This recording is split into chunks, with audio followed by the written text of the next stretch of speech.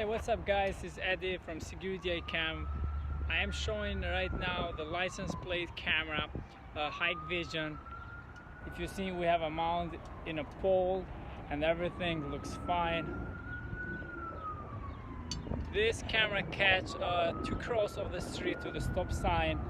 I'm gonna show right now how everything's gonna look. I'm gonna put okay guys, we are again with me here. I'm showing how those cameras are working and where they are facing. They are facing here. The first stop sign here is gonna get everything, and the other camera is facing to other intersection because the license plate right there.